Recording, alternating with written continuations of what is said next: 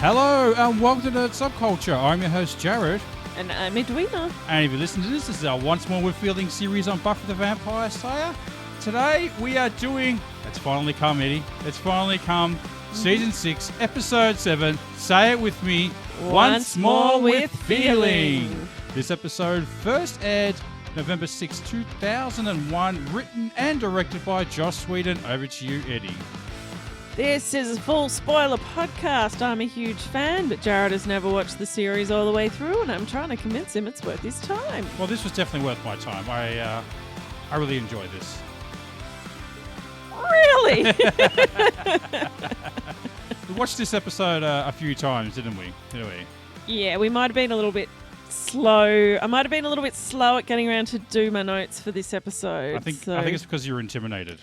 Well, that, and then I got made redundant, so I wasn't really feeling great about it.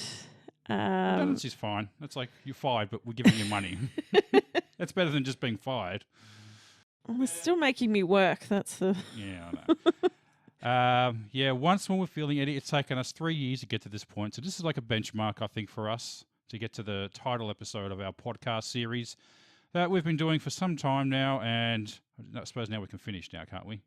Oh, so no. Is this our last episode of the Buffy podcast? Maybe it is. We won't I don't see know. it all the way through to the end. Oh, I think we've peaked now. Well, I think if you got to this episode and you're like, oh, this show, like, because you've now seen the big 4 episodes. This is the last of the big 4. All right, what were the other ones? Gift? So you've got Hush. Yes. Restless. Yes. The Body. And Once More With Feeling. They're like the big 4. They're the Joss Whedon written, directed. Yeah. They're always in Magnus Opus episodes. Yeah, like they're the groundbreaking, influential episodes that people will say are not only the best episodes of Buffy, but, the best episodes of television. Yeah. They're the big 4, but this is the last of the big 4. Well, it's not saying there's no great episodes left, but those are the 4 that stand out as the most influential pop culture episodes. So that took a risk. Yeah, they definitely took a risk. Musical episode, huh? Wow. That's something. Yes. Well, you know what I'll first say? As you know. Well, you know. Well, actually, you know what? I'll ask you, Jared. Have you seen this episode before? You're going to ask me now? I'm going to ask you this now for a reason. Ask me now. You know what I'm going to say? I'm going to say yes, but I don't think I've seen it all the way through because I don't remember the demon villain guy. Okay. Because this is an episode that I will, if I'm feeling a bit down in the dumps, I'll just chuck this episode. Like if I can't be bothered trying to pick something to watch, I'll just put this episode on. Yeah, comfort episode. Yeah. So, yeah, it's like my absolute comfort episode. And I absolutely love it. And as you know, I love anything campy and I am a sucker for a musical. Yeah. I even liked Joker 2. Like a lot of people hated that because it was a musical. Mm-hmm. And I was the complete opposite. I was like, oh, this is fantastic. Why so serious? And back in the day, I didn't go out and buy the CD because it was 2001 and we hadn't quite gone to iPhone, sort of iPods just yet. I think the first iPod had come out and it was just sort of starting up. Now, in my first big girl job that I had, my computer did have iTunes on it and there was a server that people had been putting like a musical library, like their digital MP3 musical library on. And this album was in there because there was quite a few Buffy fanatics within this office. But yeah, it had a great selection of music. It was hidden on the server so the bosses didn't know about it and didn't know it was taking up space on the server. And pretty much everyone added to it. Everyone borrowed from it. Yeah.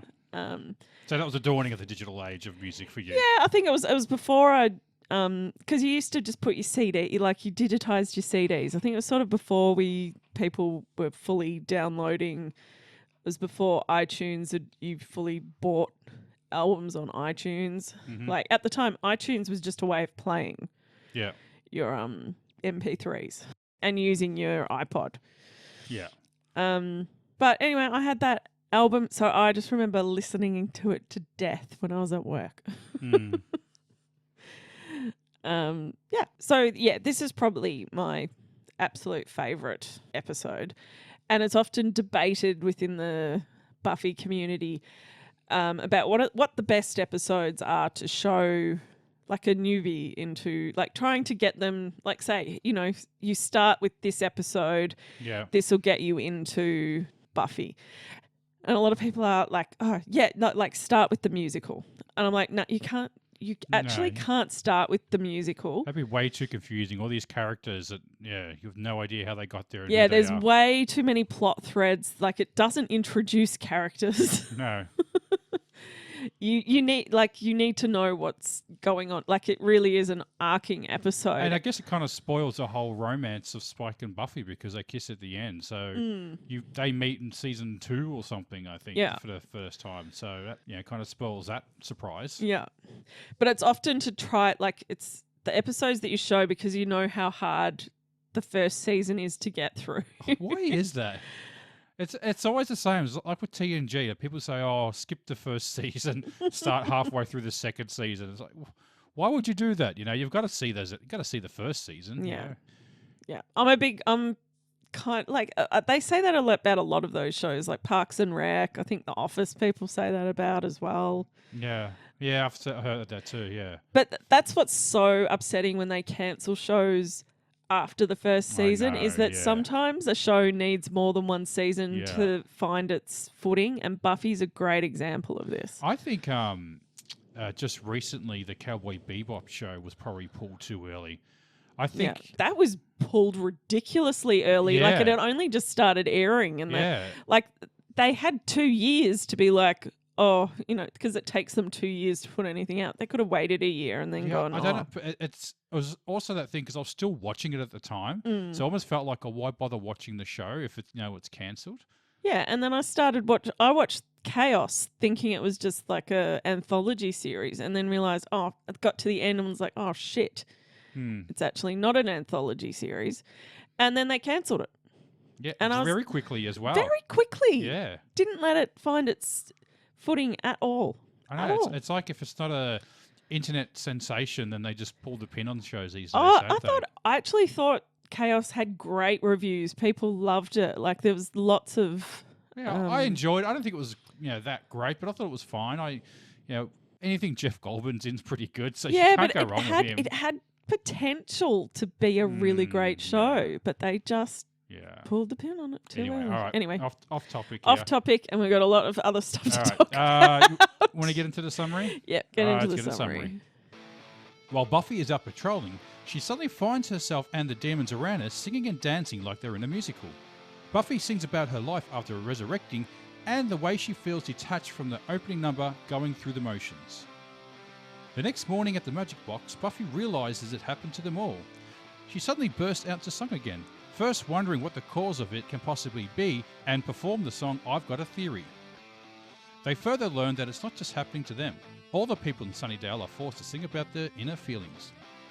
Willow and Tara leave the discussion to enjoy the day, and Tara sings a love song to Willow called Under Your Spell, not realizing how true the song is. Elsewhere, a man uncontrollably tap dances until he spontaneously combusts. A demon named Sweet watches him and calls it entertainment.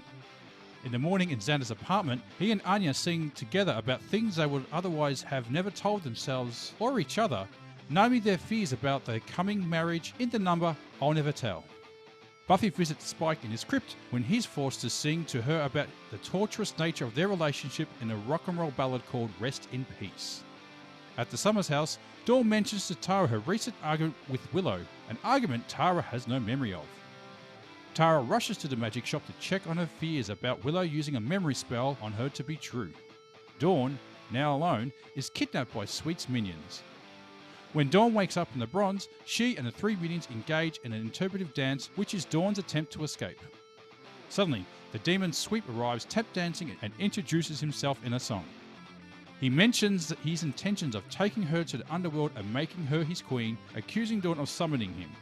Meanwhile, in the Magic Box, Giles and Buffy train. As Buffy trains, Giles sings, unheard by her, a song about his thoughts that his presence encourages Buffy to remain dependent on him and decides to leave again in a song called Standing. Tara confirms Willow altered her memory. Devastated, Tara sings her decision that her relationship with Willow should end. Giles and Tara's song merge into a duet about how much it hurts to leave, yet each other knows they cannot possibly stay in the song Under Your Spell / Standing reprise. Spike arrives with one of Sweet's henchmen, who reveals to them that Dawn has been kidnapped again. Xander, Anya, Tara and Willow eager to help save Dawn, but Giles insists that Buffy go alone. Buffy leaves alone, hurt by her friend's abandonment. As she sings Walk Through the Fire, her friends end up following behind her or singing along as well. Arriving at the Bronze, Buffy starts to sing Give Me Something to Sing About and dance defiantly, expressing her current condition and the hardships of being a Slayer. Her friends arrive, unable to stop singing. Buffy finally reveals that they ripped her out of heaven. As her friends react in horror to the admission, she begins dancing wildly to the point of impending combustion. Spike suddenly appears and grabs her, interrupting her spin of death. Applauding the chaos, Sweet prepares to leave with Dawn, who continues to deny that she summoned him. After he points out that she bears his talisman in a necklace, Xander confesses that he did it to see if him and Anya would ever get a happily ever after.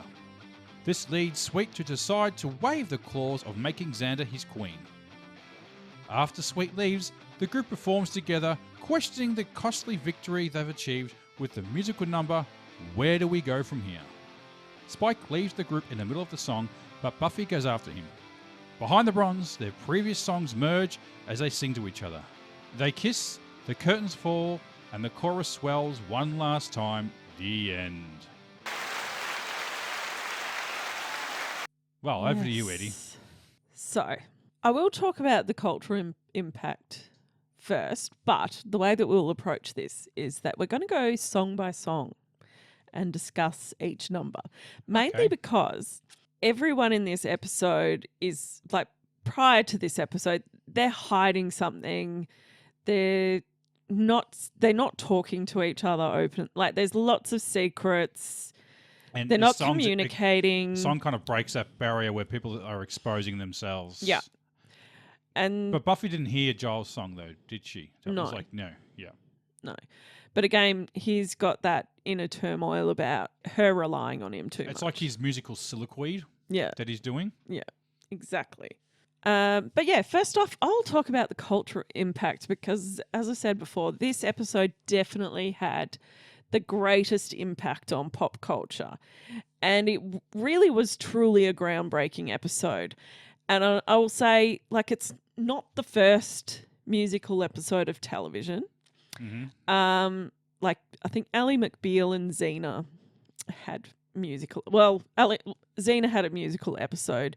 Ally McBeal just always had a lot of music going on in it. But Buffy's musical episode was far better than the Xena one. Okay, I have to take your word on that. I haven't seen the Xena one. Yeah, because you don't hear about it. Okay, well. But you know, like, without Buffy, shows like Glee, Crazy Ex-Girlfriend, Zoe Extraordinary's Playlist, Smash, they don't exist. Like, these are mostly jukebox musicals, meaning they're singing other people's songs. Yeah. But you know, a whole show. You know, all of these shows had a couple of episodes. You know, there'd be a couple, like 3 songs per episode, 3 to 4 songs per episode. The episodes revolved around music.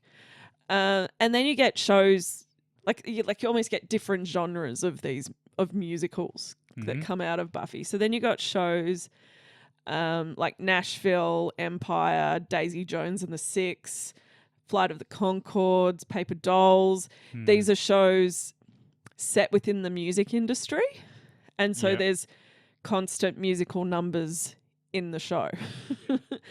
And then you get, like, shows that was so influenced by Buffy, each season got their own musical episodes. Like, so Riverdale and The Magicians have a musical episode each season. Yeah. And Riverdale, that would randomly break into songs as well. Did X-Files ever do a musical? No, No, I didn't think they did. no, they did. They did do a lot of groundbreaking. Yeah, they did Episodes. like the Cops episode or the Yeah. and the live episode. Yeah, Was they it the did the same one? live. No, No. no, they did the all-in-one shot episode. Yeah, all in one shot. Yeah. Yeah, real-time one. There's Like like the a black Cops and one. white one. Yeah. The Simpsons did a lot of musical episodes. Yes. Yeah. Yeah, because then also it became quite acceptable for shows to just randomly break into a musical. So I am looking specifically at How I Met Your Mother because that did it a couple of times. Okay. Yeah, there's like one about Suits and that Let's Go to the Mall. Oh. Well, that was more the song in the show, though, wasn't it? That was her song that she sang.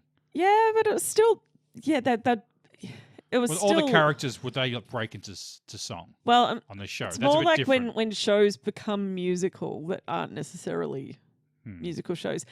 And like a random one will be like 12 Monkeys, where all of a sudden there is like a full balls to the wall dance number. So, so you're sort of saying that Joss sort of paved the way to make it an option that a musical episode is a good idea because it's worked in the past. So that otherwise, I think had this not have been done, if Well, someone I was to pitch that idea, would they have just like laughed their ass off at him? well, it just hadn't really it's probably a real risk because it's not a cheap thing to do either because they had to put in a lot of rehearsals. A lot of them were they weren't musically trained. They had to do voice training. A number of them are musically trained, but a lot of them, like Sarah Michelle Gellar, she had to do a lot of voice coaching because she has the most songs, does the most amount of singing, but she's not a singer. I thought she was pretty good, to be honest. Yeah, she does a good job, but she had to put in a lot of fucking work, like a lot of work. Well, she must have had some sort of musical No, singing she talent. Joss wrote the songs to be within her range. Okay, yeah. Well, they're not too challenging, are they? No. Yeah. So he'd written them to be within her range. He wrote all the songs to be within their range. She still had to do a lot of work.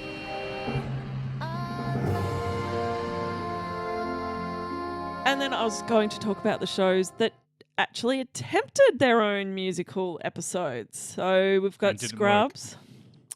The Scrubs one was I can't remember the Scrubs one. Everything Comes Down to Poop.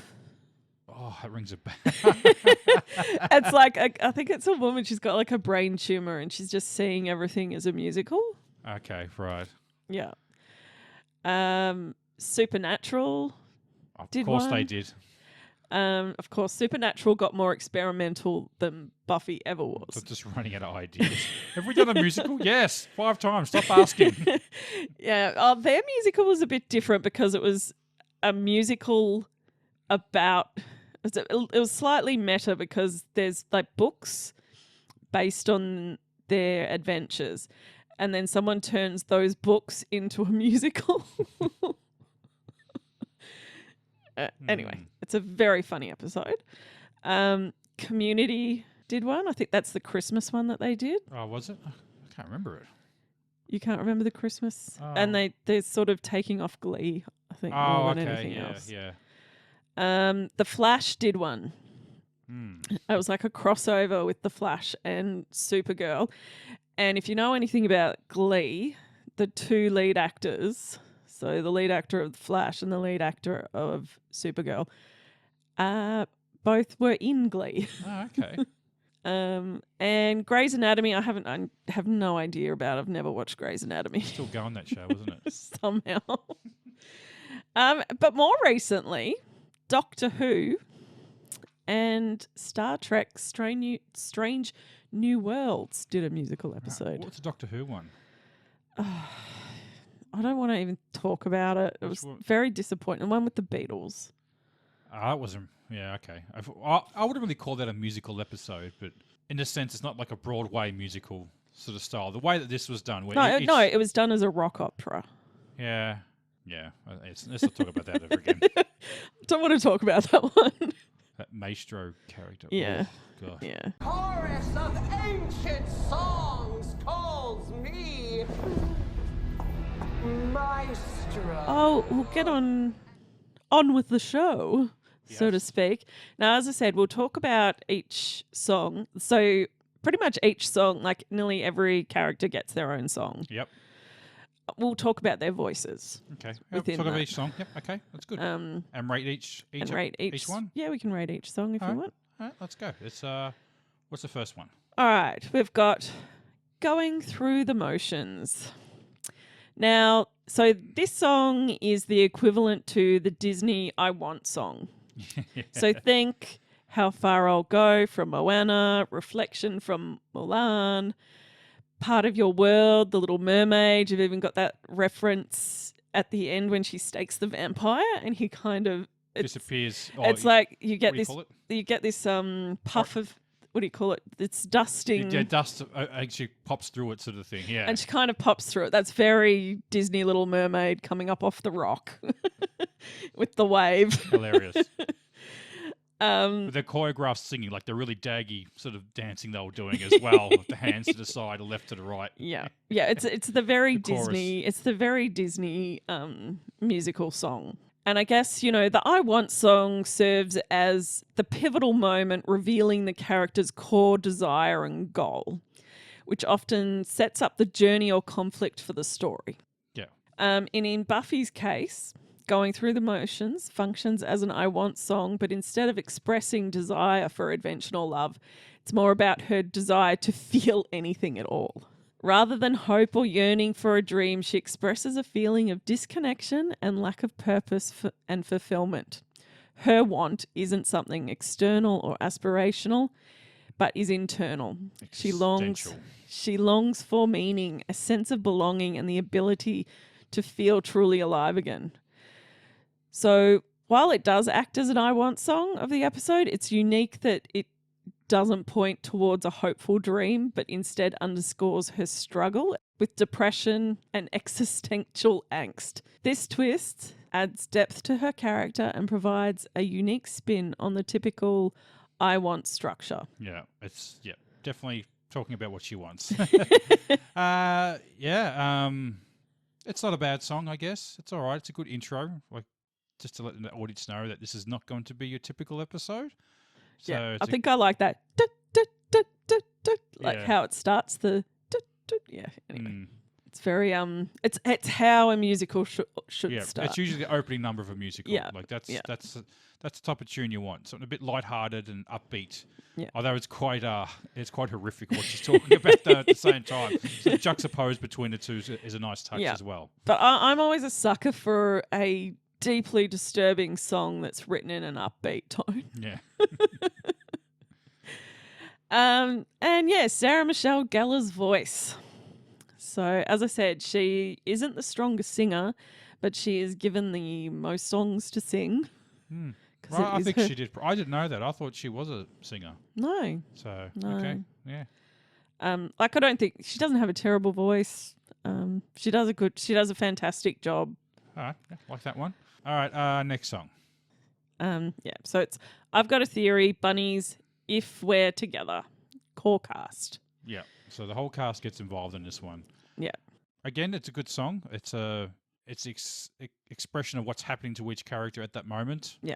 One of those type of songs. So it's quite fun in that way, I guess. Yeah. So sung by the ensemble cast serves as a mix of humour, group dynamics, and a reaffirmation of the unity amidst chaos. This song captures the Scooby Gang's attempt to figure out why they're suddenly singing, their thoughts, and what supernatural force might be behind it, while also illustrating their different personalities and insecurities. I think I said that. So everyone's just sort of involved in that. I think the highlight of that one is the bunnies. Yep. So Anya gets her random rock opera number in the middle of. She's a singer, isn't she? No, but No. I think she probably puts in the Emma Caulfield puts in the work in this episode. She's fantastic in this episode. Oh, I thought she was pretty good. I think Xander, he's struggling. Yeah, so in this song you realise Alison Hannigan is probably the weakest singer, and she doesn't get She actually doesn't get her own song, but because she's sort of part of. She's on screen while Tara's doing her song. It doesn't feel like she misses out on her own musical number. Well, she gets a filler line, a literal filler Yeah, line. I think this line is mostly filler, and also the wacky Broadway nightmare. Yeah. Where you got to do the what is it? Spirit hands. Spirit fingers. What's it? Jazz hands. Jazz hands. Yeah. I don't think Giles works it out straight away. I've got a theory. I think it's a demon. A dancing demon. Oh no, something isn't right there. And he's pretty much got it. Yep. Bang. Yeah, first go. Yeah. So as I said, we get to talking about Xander's voice is probably He's struggling. he's struggling. Yeah. He's more doing talk, just speaking kind of. I got a theory. I think it's a witch. No. Though what he does there is kind of difficult, doing that on beat really quickly. Yeah. Oh yeah. I'm not saying. I'm also not saying he's bad, but he's obviously not a singer. So yeah. Yeah. He's but he did well. He did well. Yeah. So the next song that we get is The Mustard. Look, I'll do all of those songs in one. Okay, all right. We'll leave it to the end. Yeah, so I'll do the Mustard and the Parking Ticket and Dawn's LeMay All right. in one. We'll talk about them in their own spot. So we'll go straight to Under Your Spell. Yes. So this is the Let It Go song. well, this is meant to be the corny love song, but underneath that romantic surface, there's an element of control that's only clear to the audience. Willow has been using magic to alter Tara's memory to erase moments of conflict in their relationship. Tara is literally under Willow's spell, though she's unaware of it, which makes her devotion tragically ironic and adds this almost haunting layer to it. Magic has been both a bonding force and a source of tension in Willow and Tara's relationship. It initially brought them together, but as Willow becomes more powerful, her reliance on it starts to strain their relationship. Under Your Spell hints at this duality. While Tara feels blissfully connected to Willow, her devotion is a result of magical interference. The song explores the fine line between love and control, as well as the potential for magic to be both empowering and damaging in relationships. Yeah, it is quite sad singing that song. I do love the hard smash cut in the middle of that song when she's floating in the air. It's a hard smash cut. I bet you they're not even doing anything right. I bet you they're not even looking for a clue or something. Yeah. Sandra says They get a roominess of it all. So Amber Benson has that beautiful voice. She is a trained singer. She really flexes in that song. Yeah. This is probably my favourite song. I actually rate this one number 1. Yeah. Same here, yeah. And because Willow's on screen the whole time, it doesn't feel like Willow doesn't get a song. Yeah. Mainly because it's a song about Willow. She gives a shout out under the willow tree or something. Yeah. She says Spread beneath my willow tree. Spread Tara, beneath my willow- spread beneath my willow tree. Subtle. Subtle.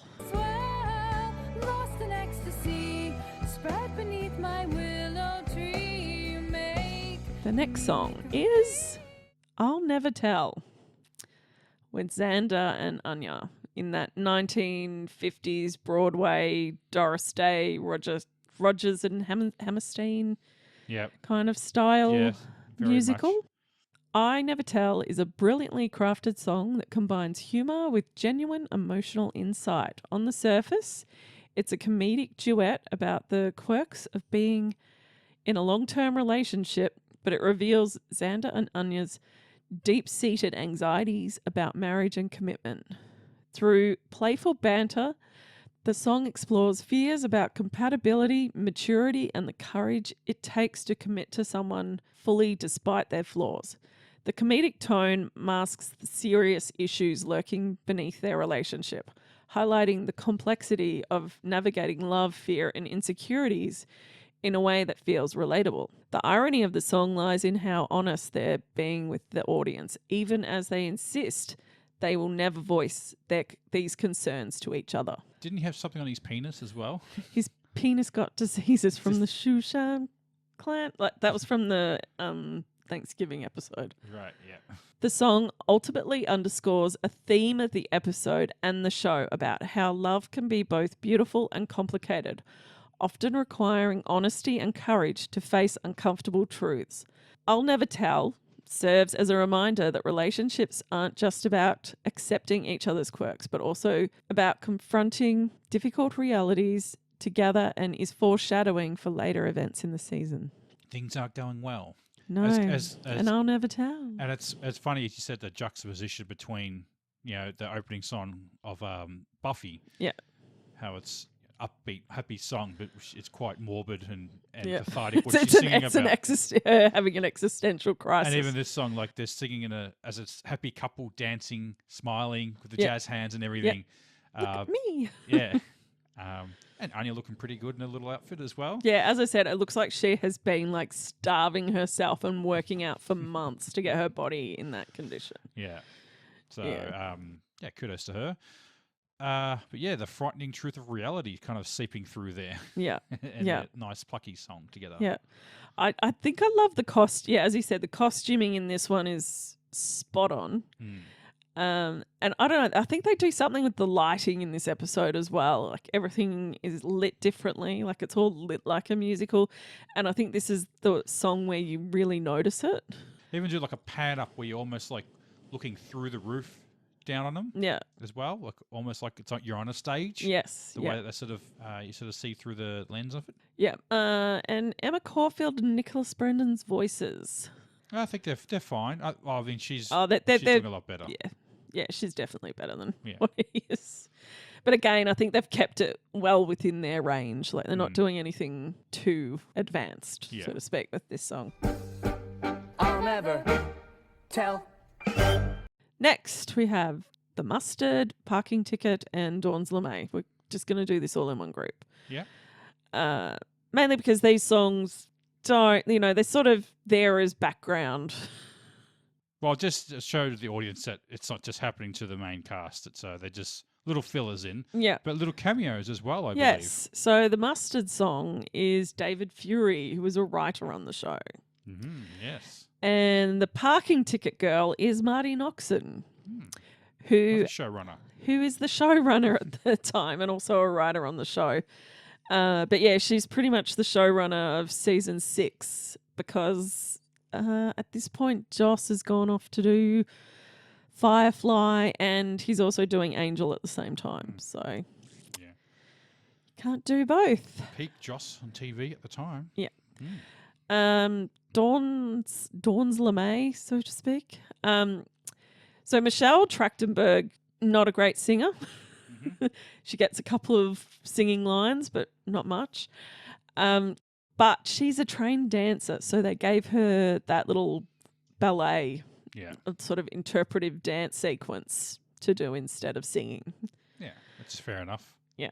And yeah, so she gets a little It's good. It's good to dance break it fight. up. Yeah, dance fight. But it's good to break it up a little bit. So with other forms of medium, I guess. Yes. Yeah, true. Like when you go see a musical, there will just randomly be a dance number in there sometimes. Yeah, of course. Yeah, so the next song is What You Feel. So this is the villain introduction song. And we learn why he has taken Dawn. Sweet is the name of the demon. Mhm. Sweet. He is played by Hinton Battle, who is a well-renowned Broadway actor, probably best known for his work on The Wiz. Yeah. Okay. And he actually recently passed away. Yes, just earlier this year. Very Yes. sad. He also played the cat in the American pilot version of Red Dwarf, Yes. much to the dismay of the Danny John Jules, an English actor, because he really wanted to know who played me. It wasn't him, was it? he didn't want it to be him because he didn't want to compete with that. Yeah. And he was a great cat, to be honest. Yeah. It would have been a shame. Well, I don't know. American versions of British shows don't always work out, but yeah, with him in that show, who knows? True. But then they did do another little pilot, and they had a woman play the cat. Oh, really? Yeah, another terrible pilot though. Yeah, they never. Sometimes they can get it right, but Ow! The string's moving! Hey, stop that string! Catch that string! What's your feel? Yeah, so nice little jazz sort of, I don't know, 20s sort of swinger sort of song, is it? Yeah. Or, yeah, I kind of like that one. The villain, it's very much the villain song. as I though, said, isn't it's it? the villain introductory song. It's like Yeah. most But he's- Disney. But he's the cool cat, you know, the swinging, or the swing, is it more of a swing Yeah. sort of? So a lot of Disney musicals have, the introduction, sort of the bad guy song. You could see him, if it was animation, he'd be a cat, wouldn't he? Yes. Yeah. Yeah. With his big fangs and yeah. Yeah. Not a bad one. Oh, I look, like I think I do rate this song pretty low. Like I think I used to skip this one on the old iPad. On the iPad, yeah. On the Yeah, iPod, on the didn't like iPod, iTunes, yeah. didn't like that one. Fair enough. No. All right. Then we get to Rest in Peace. So, Spike gets a rock ballad that he reluctantly sings to Buffy, expressing his intense, frustrated feelings for her. With heavy rock influences and powerful lyrics, the song is raw and visceral, capturing the complexity of Spike's love-hate relationship with Buffy. Giles, make us stop. Spike resents the pain she causes him and the push-pull nature of their dynamic. Yet he's inescapably drawn to her. Through this song, Spike lays bare his feelings, revealing the agony of unrequited love and the ways in which Buffy's indifference torments him. Through this song, Spike reveals the pain beneath his bravado, offering Buffy and the audience a glimpse into the turmoil that his love for her causes him. Rest in Peace encapsulates the complexity of Spike's character and his struggle with vulnerability, making it one of the most impactful songs of Once More with Feeling. And James Master's voice is okay. Yeah, I don't know. Was he trying to sing in his British accent at the same time? Maybe I think that was the problem. Yeah. I think James Masters is actually a trained singer. Yeah, I thought I was a little disappointed with him in that song. And he actually has a band called Ghost of the Robot. And I've heard some of their songs, and they're very similar in style to this Okay. song. Though their subject matter was a bit problematic. So Well, won't go there. don't go there. Okay. Leave me hanging here. Just give us a hint. No, I really can't. You can't. I really can't. Really? Yeah. That bad? Yeah. And this day and age, come on, people are saying weird shit all the fucking It's time. literally about him lusting after Michelle Trachtenberg. Oh God, really? Yeah. About Little- being attracted to a 15-year-old, pretty Oh, much. Poor little bit. Yeah. I mean, is a song or all the songs are about that? No. It was, as I said, I just heard one song. Oh, okay, all right. Well, you actually called her out by name. No, I think he called her something else. I can't remember. Bit? I can't actually remember. Like, it's not outright said that it's her, but it was heavily. Implied. Okay, all right. We'll leave it at that then. Yeah. So, well, I thought this song was okay. See, I quite like this song. It's not bad. It wasn't. Oh, the hooks on it weren't as good. I thought.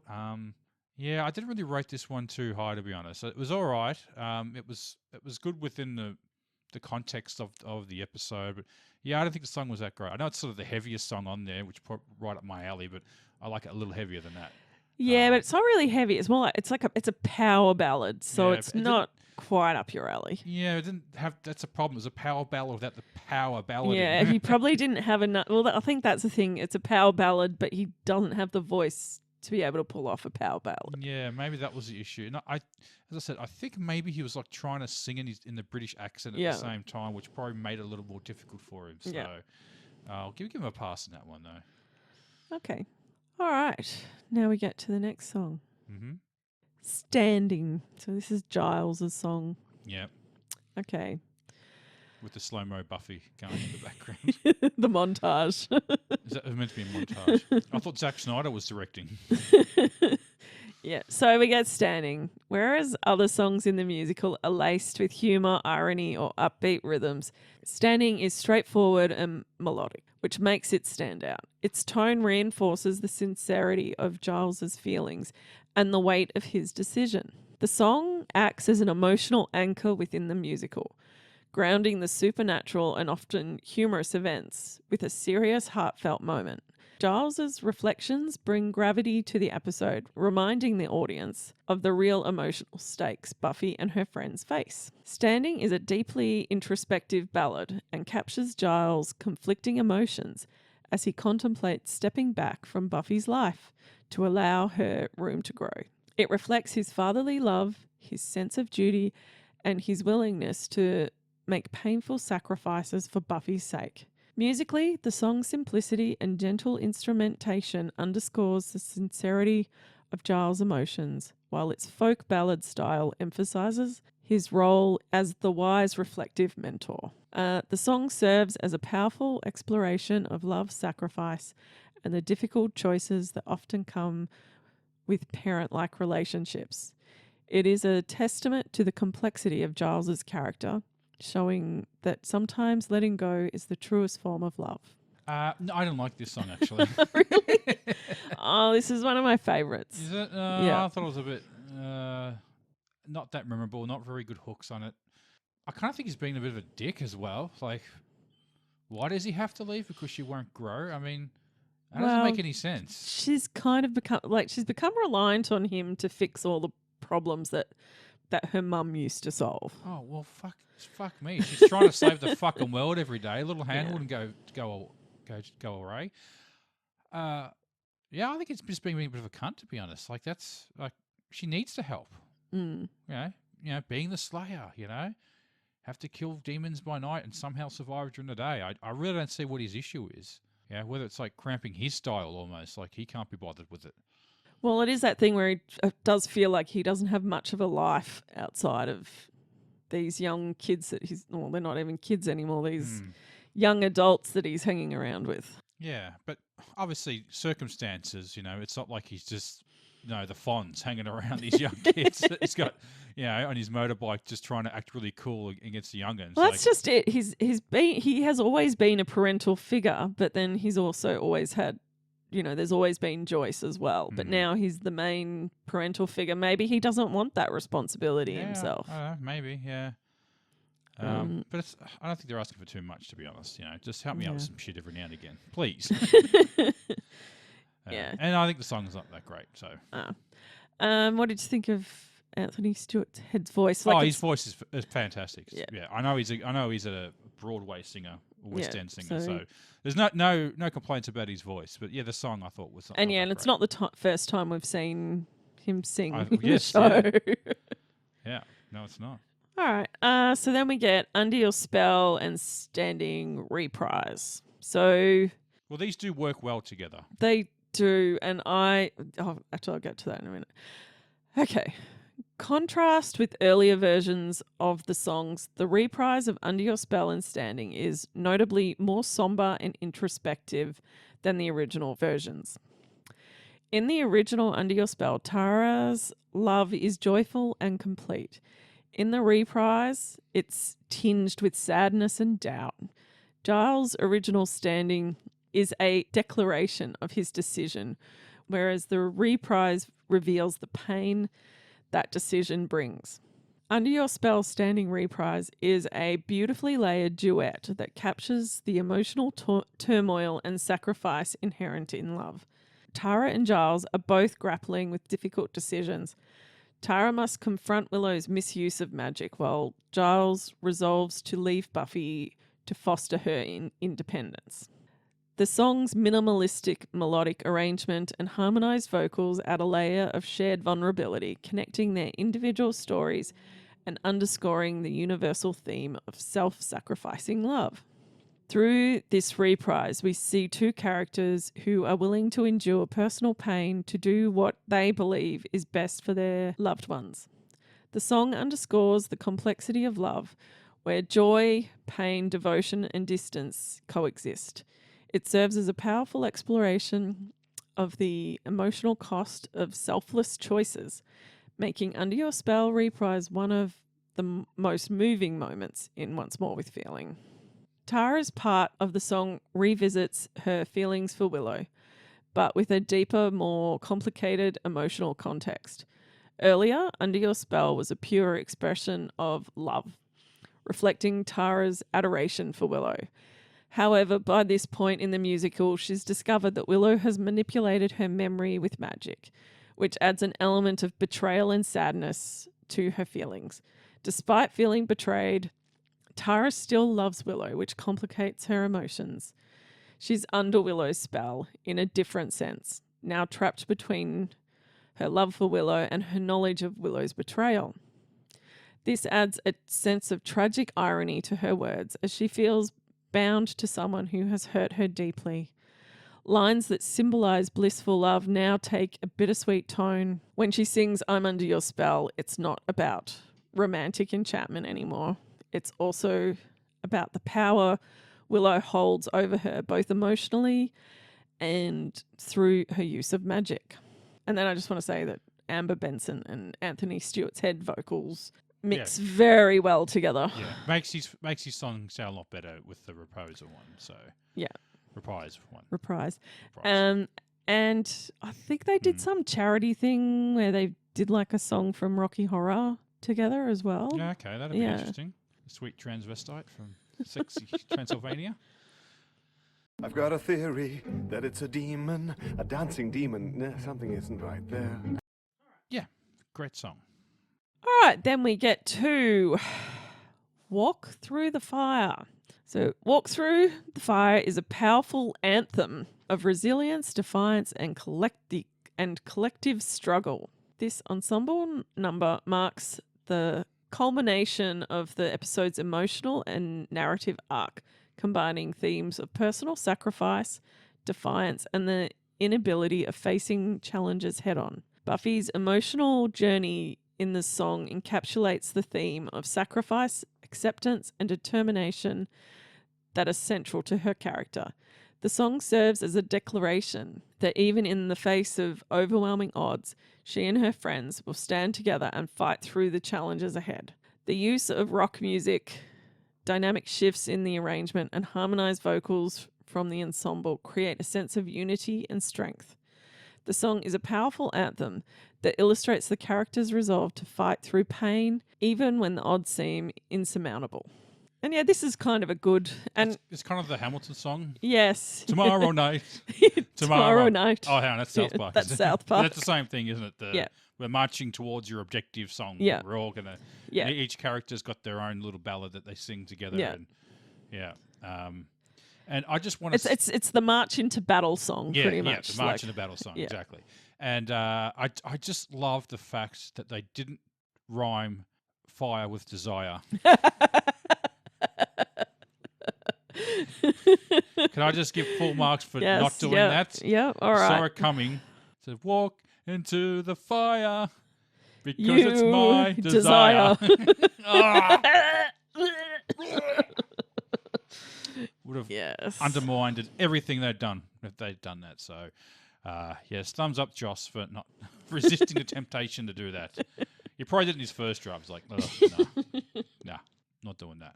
And so every character gets their own little... Their song sort of thrown in there as well. It's a big sort of ensemble song. Yeah.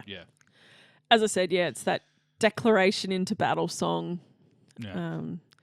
But on a story structure... Think Les Mis. What's the big Les Mis one? Les Mis. Did I say Les Mis? I was just say Hamilton. Yeah, no, I meant Les Mis. Sorry, Les Mis, yeah. But I do have one issue with the structure of the story of this. So they're like, all right, we got to go find the demon because they have the henchmen. And Charles like, oh no, Buffy's got to go on her own. Yeah. Actually, no, we're going to go too. I think they kind of changed their mind. Yeah. After she had left. Was it kind of like one of those sort of that was a bit mean. Maybe we should go. I'm not sure why he even said that. Like, oh no, Buffy needs. to do this on her own. It was more the fact that she's been relying too much on him she's relying too much on all of them to help her with slaying. But that's what makes her stronger. So haven't we already done this? Like, it is silly. Like, it seemed a little bit backtracking there. Like, huh? What? Go away our own? Really? It is silly considering that, up until this point, they always go into battle together. They very rarely does Buffy go out and fight a demon on her own. In fact, I'm sure there've been arguments where she's gone to go on her own. They're like, no, we're coming with you, Buffy. Yes, exactly. Like, no, yes. I can't take you guys with me. Yeah. Now it's like, no, you go on your own. Like, but I want you with me. So that part was a little cheesy. I'm not sure why they did that. I think maybe they just wanted her alone with Sweet for a little bit. Yeah. So and then for them to come in later. I think there's a story structure sort of way of putting it together, which I guess kind of makes sense. But yeah, it did sort of throw me out when he said no, she needs to go on her own for some reason. Yeah. And then I guess they all sort of changed their Tune, so to speak. Yeah. Changed their mind. So Walk Through the Fire. But otherwise, I think it's a really good song. I really like that song. It's a very strong song. Everyone gets their own line in it. Even Willow gets a filler line. Yeah. I think this line is filler. Spike sings his song as well. First I'll kill her, then I'll drain her. Okay, that's got a little dark. Yeah, like he sort of, and then he's like, oh no, and like he kind of switches his tune very quickly. Yeah, like he was like, oh no, I'll go and save her. Yeah, that's a better idea, Spike. Yeah, yeah, they all kind of come around and come back together and march into battle. First he'll kill her, then I'll save her. Everything is All right, moving on. The next song is Something to Sing About. Yes. All right. Is a haunting and emotional exploration of Buffy's inner turmoil following her resurrection. She finally reveals to her friends that she was pulled out of heaven. The song reveals the depth of her trauma and the isolation she feels, as well as her inability to express her pain to her friends. The shifts in musical tone and style mirror Buffy's fluctuating emotions from bitterness and anger to a quiet moment of vulnerability. The ensemble's involvement highlights the contrast between Buffy's grief and the group's misunderstanding, making the song a powerful reflection on trauma, guilt, and the desire for connection. It serves as a key moment in Buffy's emotional journey, providing a foundation for her eventual healing and growth. So, this song I often have mixed feelings about because there are lines in this that do not work particularly well. But again, that is kind of meant to be a reflection of her fluctuating emotions. Okay. I think it's I was pulled out of heaven. Well, I think I was in heaven. Yeah, I think that's completely intentional to be kind of flat, but also to emphasize that line as well. Yeah. Because if Spike says it the same way as well. Yeah. To be like a dirty word, you know. Heaven. But I think the song's all right. It's got a bit of everything in it. It is kind of all over the place. It does go all over the place. But again, I think that kind of shows it's yeah. intentional because it's the way that she's expressing her feelings, and it kind of goes quiet and soft, and then all of a sudden she's doing the spin, and there's like it's full rock. And then you get the chorus girls. Yeah. With her. The backup. The backup singers. It's funny that Giles is like, she needs backup. And then they just go and they're just pretty much backup dancers and singers for her. Which those trio singing together was pretty good as well. A nice little gaff in there as you see Amber Benson walk into the pole. That's there. You don't see it. It's very quick. Blink if you miss it. But when they're dancing behind her, you notice there's a pole sort of next to her. And in one of the shots, the pole's out of shot, but you could see her sort of suddenly jolt and move around. And then when the camera pans back around, she's trying to hide her face. She's hiding behind. She's actually hiding behind the pole. She literally hides behind the pole because she's laughing too much. It's a nice little gaff. Things don't always work out, but left it in there. Probably no one noticed. Someone always notices. Yeah. Yeah. Pretty much. So, and Buffy finally reveals. Yep. What she's been pretty much holding in for the past 7 episodes. And that she was not pulled out of a hell dimension. And they ripped her out of heaven. It's interesting they never thought of that either. Well, to be honest, they they didn't think didn't much of ask. anything. Well, I mean, not ask, but even ponder the fact of where she would be. Yeah. Considering you're a slayer, you think you'd be, doing the, God's will as an instrument of good. Yeah. Not too many of those people would go to hell. I mean, she did kill a few humans, but they were asking for it. Have you ever killed anyone? Yeah, but they were all bad.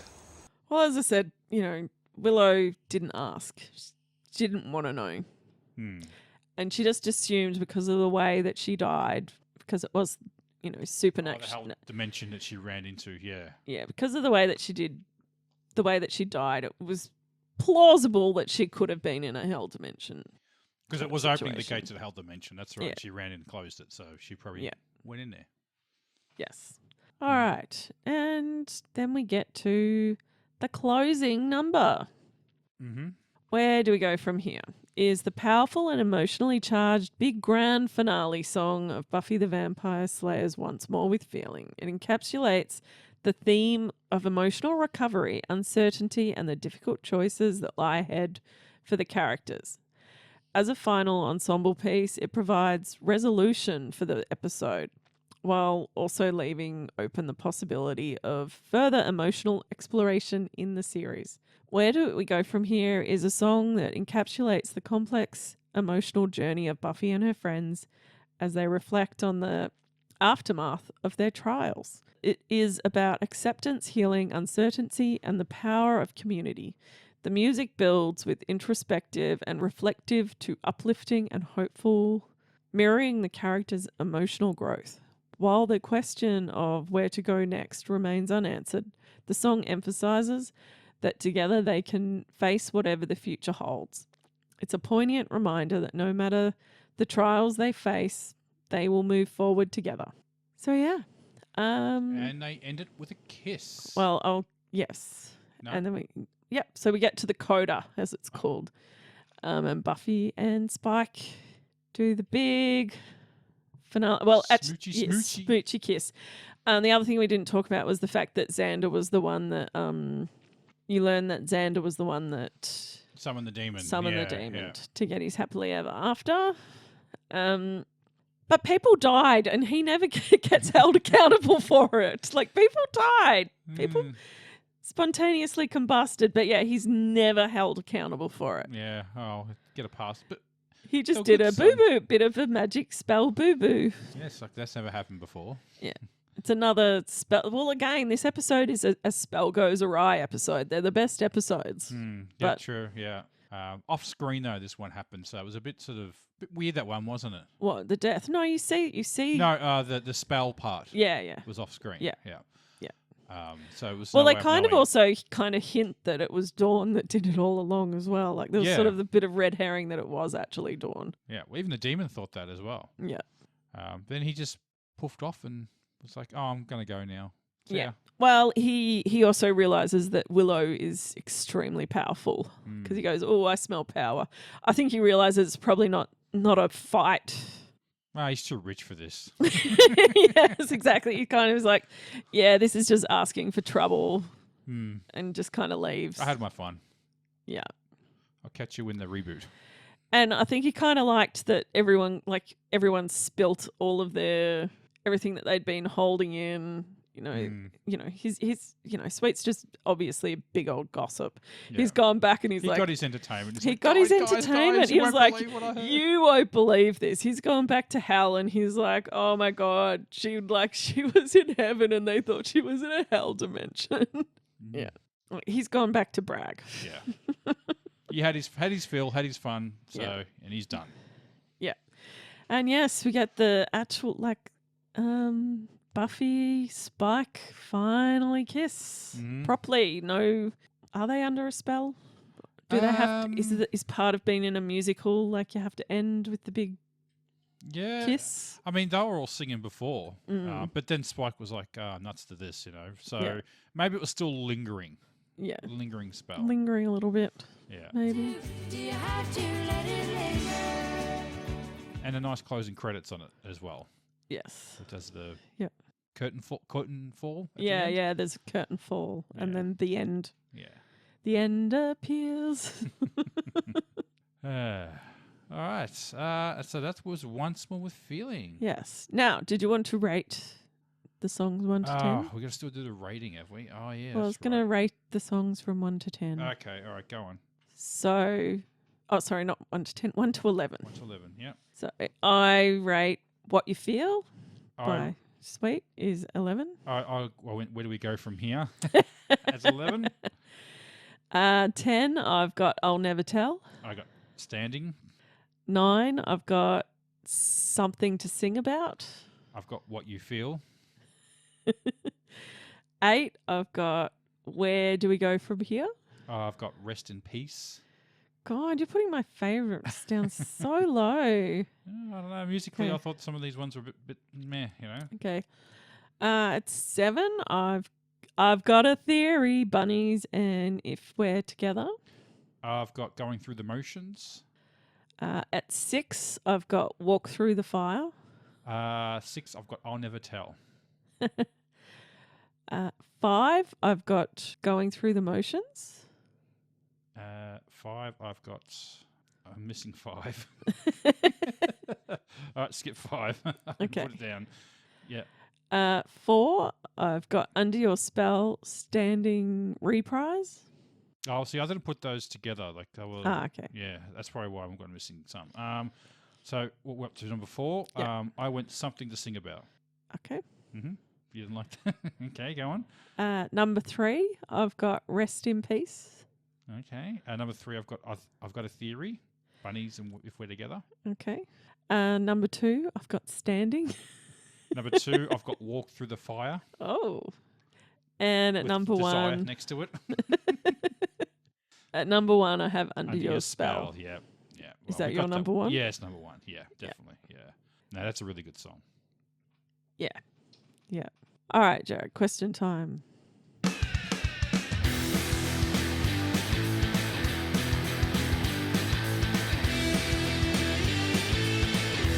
Excuse me, I'd like to ask you a few questions. All right, Jared. Which character was your favourite in this episode? I really did like Sweets, actually. Yeah? Sweet, yeah. Yep. You know what? I'll go Buffy and runner-up Anya. Which character do you love to hate in this episode? I guess Willow will have to be there. Naughty Willow. Naughty Willow again. She's getting a few of these lately, isn't she? Yeah. Hmm. I'll go with Dawn. So one thing I didn't talk about that people do with this episode is they do like these, like Rocky Horror picture show showings where people get up and perform while the movie's playing. Yeah. And, where they yell stuff at the screen and whatnot. And there's kind of when Dawn starts outing Willow's spell, apparently people start screaming, "Shut up, Dawn." And I think there's other parts in this episode where they scream, "Shut up, Dawn." Well, that's so unfair because that's like spilling the beans and someone cheating on someone and then yelling at the person who spills the beans. Yeah, exactly. So it's not really A lot of her fault. people do that, Jared. Hey, all right. That's Shoot fair the enough. messenger. It's a Yeah, saying. yeah, all right, yeah. Fair enough.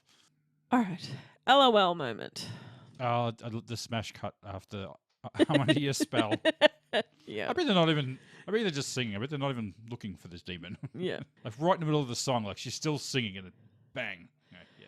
Yeah, I think I absolutely pissed myself laughing the first time I watched this with they got the mustard out, and there's like those guys doing like cartwheels. There's a whole chorus line going on. Like everyone's got shirts. Also, the opening scene's pretty funny and goofy as well. with Yeah, the yeah. demon. Probably also like Spike's face when he starts singing that song. Like you can tell, like he's trying to get her out Yeah, before he starts singing, and it's just hilarious when he starts singing, and you can see he's so pissed off. Yeah, because he's going to spill the beans and Yeah. yeah. He's gonna sing his feelings. Just come to pump me for information. What else would I want to pump you for? All right, favorite fight scene. I don't think there's really any fight scenes. Oh, probably the opening one, really. I think's Yeah, probably there's the a few. only fights. Buffy has a few dance fight sequences in this. Yeah, so at the start and at the end. Yeah, probably the first one. Opening one's probably the better one. Yeah. I'd say. Yeah. I like the going through the motions one. Yeah, Hmm. which is what I've got written down. Favorite scene. I guess I do like the Dawn dancing scene. Yeah. Yeah, just the silence of it all, like her just performing, and then leading up to the sweet singing as well. Yeah. So that's a pretty cool scene, I think. Like just performative dancing she's doing, I think's quite nice. Yeah. Yeah. I like Tara and Willow's dance number outside by the lake. Okay. Yeah. Yeah. And she's in she looks like she's been at a Renaissance fair. She's wearing it throughout the whole episode, isn't she? Like the corset sort of thing. No, well, she's wearing it then, but then she's changed in the scenes after this. Oh, is it there? Yeah. But yeah, she's in like this full Renaissance corseted It kind of dress. matches though, like with the dancing and stuff. Yeah. Apparently people go to that lake and like it's somewhere in LA, that lake.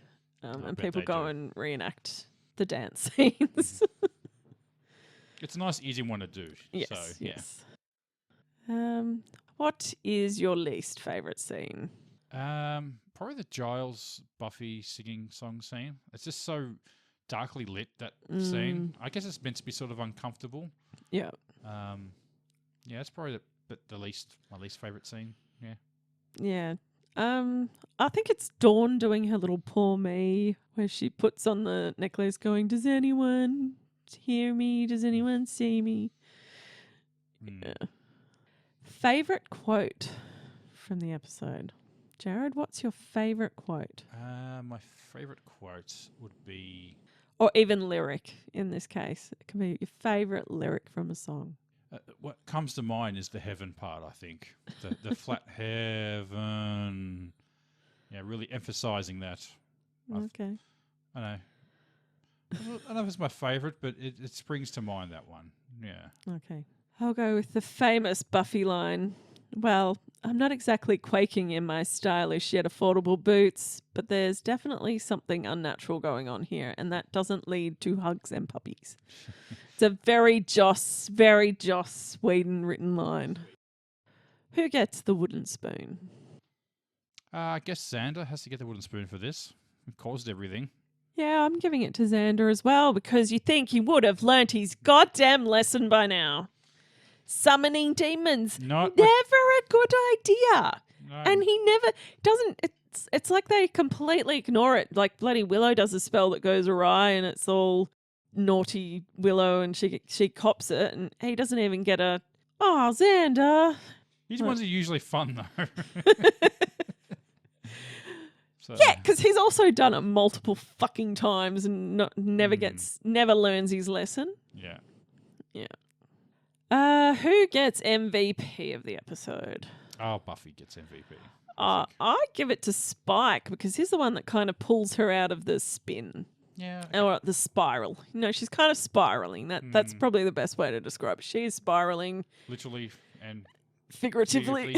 Yeah. And she's now trying to avoid. It gets to the point where she's continuing singing so she doesn't have to actually. Well, did she almost try and kill herself then? Well, I think she just didn't want to face the reaction of her saying that she was in heaven and that she's been lying to them all. Yeah. Like, she didn't want to face her friends, so she was continuing singing instead of ending the song. Okay. What do you rate this episode out of 10 using something from the episode? I'll give it 10 bunnies. I'll give that 11 out of 10 parking tickets. 11? I didn't know it went to 11. No one tells me these things. All right, Eddie. Anything else you want to add in? I know it's the best episode ever. It's the best episode ever. Watch it. Like, just go watch it again. Go watch it again. Go watch it again. Yeah. Go watch it again, guys. It's on Paramount. It's on Disney. It's on everything. Like, you can get it just about everywhere now. I don't think it's on Netflix, though. It's not on Netflix, but everywhere other than Netflix. Everywhere other than Netflix. I don't know. I've got it on like about 3 just different streaming services. Wow. All right. Well, we're just going to wrap this up. Uh-huh. Yep. All right. Well, that was it. Once More with Feeling. We finally made it, Eddie, didn't we? After all these years, all right? So, Eddie, if you like what you hear, what do you want to do? You can find us on TikTok, Instagram, YouTube, X, and there is a Facebook page. And if you want to help out the podcast, please follow the Linktree on the socials to the merch store. All right. Yeah, do all that. And we'll see you soon. All right. See ya. Bye. Bye.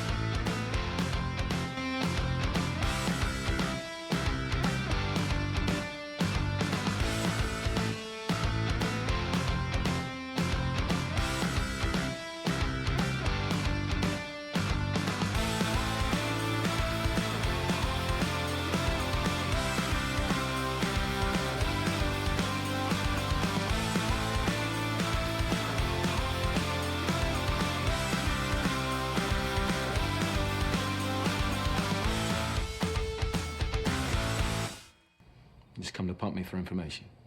What else would I want to pump you for?